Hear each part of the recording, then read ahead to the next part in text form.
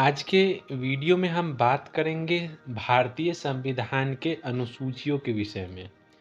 प्रारंभ में भारतीय संविधान में 8 अनुसूचियाँ थीं, जो कि आगे चल के संशोधन होकर 12 अनुसूचियाँ हो गई। 4 अनुसूचियाँ बाद में चल के जुड़ी। तो इन्हीं 12 अनुसूचियों के विषय में हम चर्चा करेंगे और जानेंगे कि भारतीय संविधान की ये अनुसूचियाँ क्या कहती हैं। तो आइए शुरू करते हैं। सबसे पहले हम बात करते हैं पहली अनुसूची की। तो इसमें भारत के राज्यों और केंद्र शासित प्रदेशों के नाम और उनके क्षेत्रों का वर्णन किया गया है। इसमें राज्यों की सीमाओं में बदलाव का भी उल्लेख किया जाता है।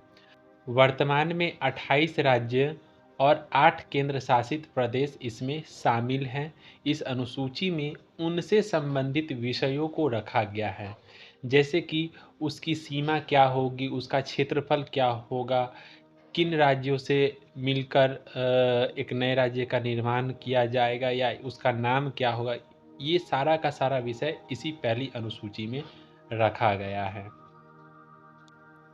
बात करें दूसरी अनुसूची की, तो इसमें राष्ट्रपति, राज्यपाल जो कि अलग अलग राज्यों के होते हैं, न्यायाधीशों की अगर हम बात करें तो मुख्य न्यायाधीश सुप्रीम कोर्ट के, और साथ ही राज्यों के जो मुख्य न्यायाधीश होते हैं हाई कोर्ट के, उनको चुनाव आयुक्त जो कि राज्य चुनाव आयोग के अध्यक्ष होते हैं, साथ में ही जो मुख्य चुनाव आयुक्त होते हैं उनको, इन सभी को वेतन और भत्ता किस मद से दिया जाएगा और कैसे दिया जाएगा, कितना दिया जाएगा, उसकी चर्चा ये दूसरी अनुसूची में की गई है।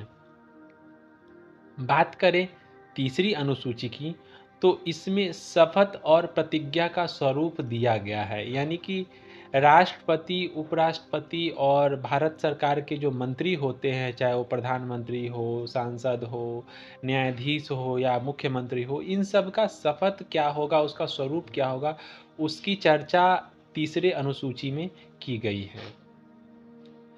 अगला अनुसूची की अगर बात करें तो चौथी अनुसूची में राज्यसभा में राज्यों और केंद्र शासित प्रदेशों के लिए जो सीटों का विवरण है, उस विषय को इस अनुसूची में रखा गया है। पांचवी अनुसूची में अनुसूचित क्षेत्रों और अनुसूचित जनजातियों से संबंधित प्रावधान के विषय में चर्चा की गई है कि उन्हें कौन कौन से अधिकार, विशेषाधिकार प्रदान किए जाएंगे, उन पर होने वाले प्रावधानों, नियमों का समावेश इसी अनुसूची के अंतर्गत रखा गया है। छठी अनुसूची में पूर्वोत्तर भारत के आदिवासी इलाकों में स्वायत्त प्रशासन की व्यवस्था की बात कही गई है, यानी कि इस अनुसूची में वैसे राज्यों या वैसे इलाकों को रखा गया है जहाँ पे ट्राइब्स अधिक हैं और उनको स्थानीय स्वशासन के लिए कुछ विशेष रियायतें दी गई है और वे अपने स्वशासन के लिए अपने अनुसार नियमों का निर्धारण कर सकते हैं और शासन चला सकते हैं। इसमें जिला परिषद और क्षेत्रीय परिषद का भी प्रावधान है। इसमें ज़्यादातर असम, मेघालय, त्रिपुरा और मिजोरम ये राज्य शामिल हैं और इन्हीं क्षेत्रों में ये नियम लागू भी है। बात करें हम सातवीं अनुसूची की, तो केंद्र और राज्यों के बीच अधिकारों का जो बंटवारा है उसकी चर्चा इसमें की गई है। हमें पता है कि 3 अनुसूचियाँ विषय हैं जो कि केंद्र सूची, राज्य सूची और समवर्ती सूची, जिसमें केंद्र सूची में 97 विषय शामिल किए गए जिसपे सिर्फ और सिर्फ केंद्र सरकार नियम बना सकती है।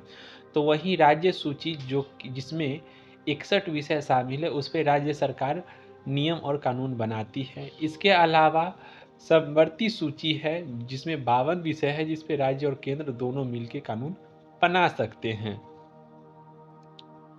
बात करें 8वीं अनुसूची की, तो ये भारत में मान्यता प्राप्त भाषाओं की सूची है। भारत के संविधान में जो भाषाओं की चर्चा की गई है कि कौन सी भाषा भारतीय संविधान के अनुकूल है, तो उसकी चर्चा इसमें की गई है। प्रारंभ में 14 भाषाएं थी जो अब बढ़ के 22 भाषाएं हो गई हैं। अगर हम बात करें अंतिम जोड़ी गई भाषा, तो वो बोडो, डोंगरी, मैथिली, संथाली ये थीं, जो कि 92वें संविधान संशोधन 2003 के अनुसार इनको जोड़ा गया था। 9वीं अनुसूची की बात करें तो ये भूमि सुधार और कुछ कानूनों को न्यायिक समीक्षा से बाहर रखने के लिए लाया गया था। इसका उद्देश्य था कि जो भारत के आज़ादी के बाद जो भूमि सुधार हुए, उन सब चीज़ों में जो कमियां थी उसको दूर करने के लिए पहली बार 1951 में प्रथम संविधान संशोधन द्वारा इसको जोड़ा गया था। यानी कि ये संविधान निर्माण के समय से नहीं था, बाद में इसको जोड़ा गया था। इसकी आवश्यकता इसलिए हुई कि कई बार राज्य और प्रजा के बीच जो है मूल अधिकारों को लेकर आमने सामने आ गई थी। कोर्ट में न्यायिक प्रक्रिया में बार बार सरकार के जो कार्यप्रणाली है, सरकार की जो स्कीम है उसको चुनौती दी जा रही थी। इस चीज़ को सुधार करने के लिए 1951 में प्रथम संविधान संशोधन के द्वारा इसको लाया गया था। बात करें 10वीं अनुसूची की, तो इसमें दल बदल विरोधी कानून को लाया गया। ये 52वें संविधान संशोधन 1985 के तहत लाया गया था।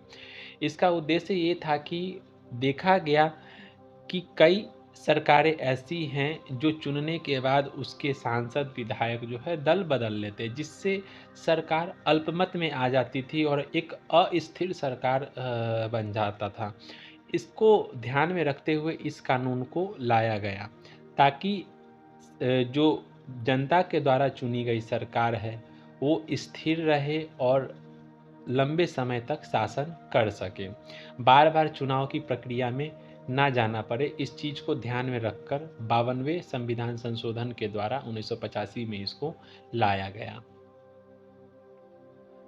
11वीं अनुसूची की बात करें तो ये पंचायती राज से संबंधित है, जिसमें 29 विषयों का उल्लेख है, जिसमें पंचायतों को स्वशासन की शक्तियां देने की बात कही गई है। यानी कि पंचायत अपने विकास के लिए, डेवलपमेंट के लिए, स्वशासन के लिए नियमों और कानूनों को बना सकती है। वहाँ के जो जरूरी विषय है उस विषयों पर वो काम कर सकती है। इसके लिए इसको लाया गया।